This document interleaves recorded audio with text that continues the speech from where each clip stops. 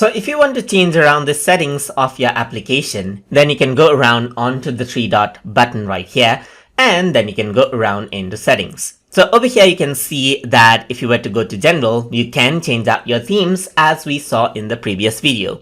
But over here there's different application settings that you can actually work with.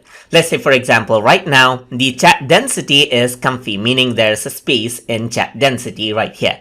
But if I were to go around onto settings and click on compact right here, then it'll become more compact. So if I were to go around, then the chat messages right here, whatever conversation that you may have, it becomes more compact.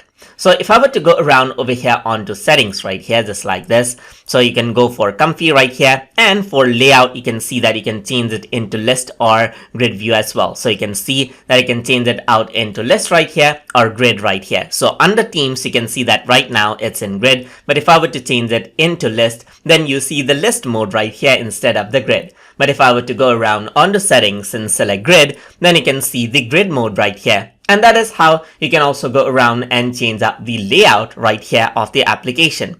There's different application settings right here. Let's say, for example, you have an option to auto start the application when the windows start. You can open application in background. That means even if you don't see the window, it will be opening up the application on the background right here. You can also keep the application running even if you press the close button. So usually you want this turned on, especially when you're working like continuously in an organization. And you can disable GPU hardware acceleration in case you don't want to use your GPU. But this does require restarting Teams. That is, you have to close Teams and then open it up again. You can register Teams as chat app for Office, and this requires restarting all the Office applications. And you can enable logging for meeting diagnostics as well, as you can see. So it enables logging for future references.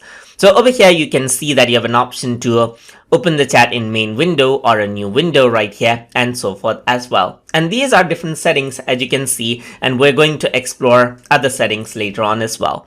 So I hope you guys learned something as always. And as always, please like, comment, share, and subscribe